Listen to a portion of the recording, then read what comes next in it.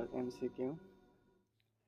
প্রথম কোশ্চেনটা হল সালোক সংশ্লেষণের সময় কোনটো গ্যাস মুকলি হয়? এটার উত্তর oxygen. Option number B, oxygen gas সালোক সংশ্লেষণের সময়ত মুকলি হয়। নেক্সট কোশ্চেন, হাইড্রোফোবিয়া নামৰ ৰোগ কিহৰ কাৰণত হয়? হাইড্ৰোফোবিয়া ৰোগ কিহৰ কাৰণত হয়? অপশন নাম্বাৰ বি, ব্যাকটেৰিয়াৰ কাৰণে হয়। ব্যাকটেৰিয়াৰ কাৰণে হাইড্ৰোফোবিয়া নামৰ ৰোগ হয়। নেক্সট কোশ্চেন, কোনটো পদাৰ্থই মানৱ শৰীৰৰ ইন্ধন হিচাপে কাম কৰে? ইয়াৰ শুদ্ধ উত্তৰ হ'ব কাৰ্বহাইড্ৰেট। কাৰ্বহাইড্ৰেট নামৰ পদাৰ্থই মানুহৰ শৰীৰত ইন্ধন হিচাপে কাম কৰে। তাৰপিছৰ কোশ্চেন, পেপচিন কি? পেপচিন কি? পেপচিন হ'ল এনজাইম। পেপচিনটো হ'ল এনজাইম। তো অপশ্যন বি নম্বৰ শুদ্ধ। পেপচিন হ'ল এনজাইম। তাৰপিছত কোশ্চেন, জেমছ চেডউইকে কি ইলেক্ট্ৰন, প্ৰটোন, নিউট্ৰন আৰু এক্স ৰশ্মি? তো ইয়াৰ শুদ্ধ উত্তৰ নিউট্ৰন। তাৰপিছৰ কোশ্চেন, মানৱ শৰীৰত ক'ত ইউৰিয়া উৎপন্ন হয়? মানুহৰ শৰীৰত ক'ত ইউৰিয়া উৎপন্ন হয়? ইয়াৰ শুদ্ধ উত্তৰ হ'ব যকৃত, মানে লিভাৰ যিটো কয়, লিভাৰত ইউৰিয়া উৎপন্ন হয়। তাৰপিছৰ question, enzyme R basically, enzyme সাধাৰণতে কি? ভিটামিন, খনিজ, প্ৰটিন আৰু চৰ্বি? ইয়াৰ শুদ্ধ উত্তৰ হ'ল প্ৰটিন। প্ৰটিন এনজাইম হ'ল সাধাৰণতে প্ৰটিন।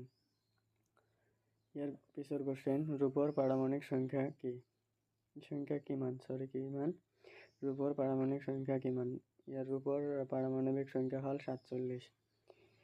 তাৰপিছৰ কোশ্চেন, গাইৰ গাখীৰৰ হালধীয়া ৰং কিহৰ কাৰণত হয়? আমি যেটো গাখীৰ খাওঁ এইটো হালধীয়া ৰং কিহৰ কাৰণে হয়?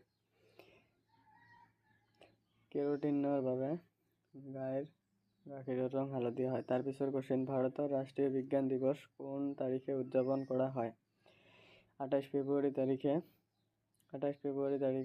ৰাষ্ট্ৰীয় বিজ্ঞান দিৱস পালন কৰা হয়। তাৰপিছৰ কোশ্চেন, উদ্ভিদৰ কোনটো অংশ ইয়াৰ খাদ্য উৎপন্ন কৰে?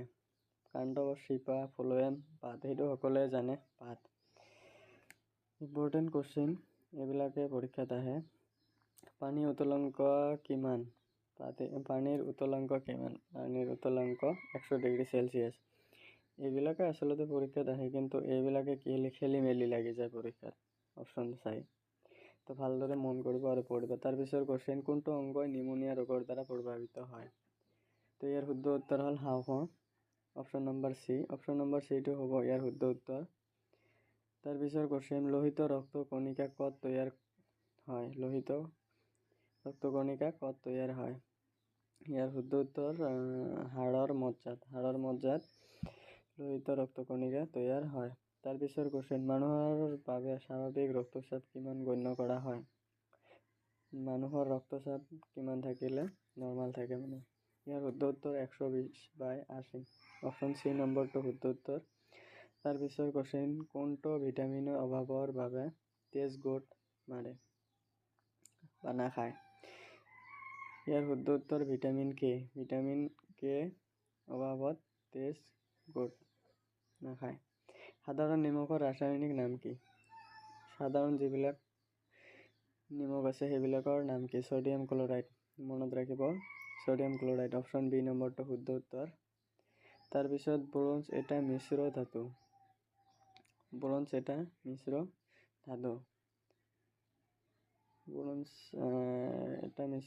তাম আৰু টিনৰ মিশ্ৰ ধাতু। ব্ৰোঞ্জ হ'ল তাম আৰু টিনৰ মিশ্ৰ ধাতু। তাৰপিছৰ কোশ্চেন, ইয়াৰ ভিতৰত আটাইতকৈ লঘু মৌলটো বিচাৰি ওলোৱা। ইয়াৰ শুদ্ধ উত্তৰ হ'ব হাইড্ৰজেন। অক্সিজেনৰ 8, আইৰণৰ 26 আৰু তাৰপিছৰ কোশ্চেন, চাইট্ৰাছ লিমন কিহৰ বৈজ্ঞানিক নাম? চাইট্ৰাছ লিমন কিহৰ বৈজ্ঞানিক নাম?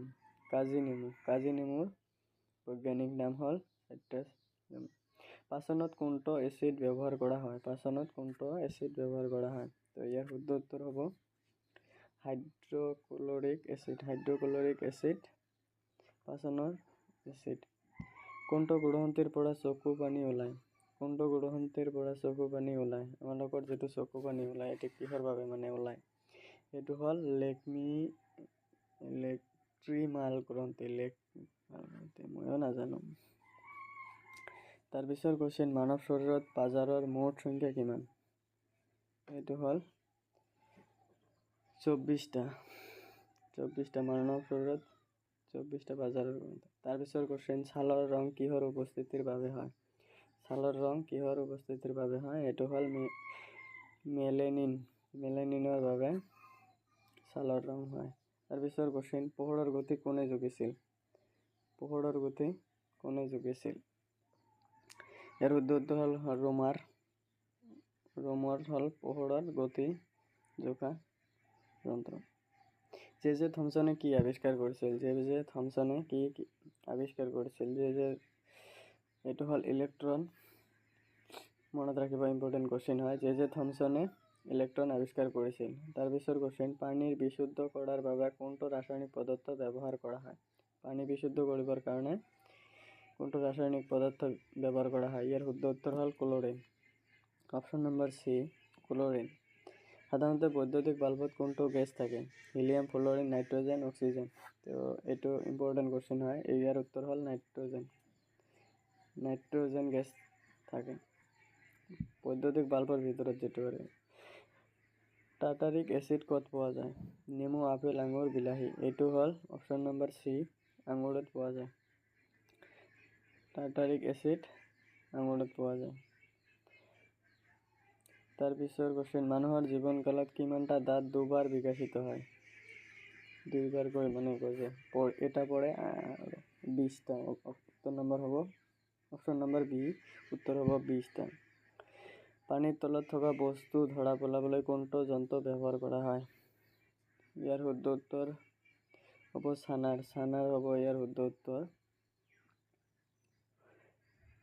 এইখিনিতে আমাৰ যদি ভিডিঅ'টো ভাল লাগে প্লিজ লাইক, শ্বেয়াৰ, ছাবস্ক্ৰাইব আৰু ফেচবুক পেজত চালে ফ'ল' কৰি দিব। তাৰপিছৰ কোৱেশ্চন লৈ আহিছোঁ, মানুহৰ তেজৰ pH-ৰ মান কিমান? মানুহৰ তেজৰ pH-ৰ মান হ'ল অপশ্যন নম্বৰ চি, 7.4 হ'ল মানুহৰ তেজৰ pH-ৰ মান। তাৰপিছৰ কোৱেশ্চন, সোণৰ ৰাসায়নিক সূত্ৰটো কি? সোণৰ ৰাসায়নিক সূত্ৰ কি? ইয়াৰ শুদ্ধ উত্তৰ হ'ল AU। মনত ৰাখিব, এইটো কিন্তু কোৱেশ্চনত আহিব। চূণ পানীৰ ৰাসায়নিক সূত্ৰ কি? চূণ পানীৰ ৰাসায়নিক সূত্ৰ হ'ল কেলছিয়াম হাইড্ৰক্সাইড হ'ল চূণ পানীৰ ৰাসায়নিক সূত্ৰ। জুলৰ একক কি? জুলৰ একক সেইটো আমি সকলোৱে জানো। জুলৰ একক হ'ল শক্তি, এনাৰ্জি যেটো কয়। তাৰপিছৰ কোৱেশ্চন, উদ্ভিদ বিজ্ঞানৰ পিতৃ কোন? তো ইয়াৰ শুদ্ধ উত্তৰ হ'ব থিঅ'ফ্ৰেক্টাছ। Option number C. তাৰপিছৰ, থেংক ইউ ফৰ ৱাচিং।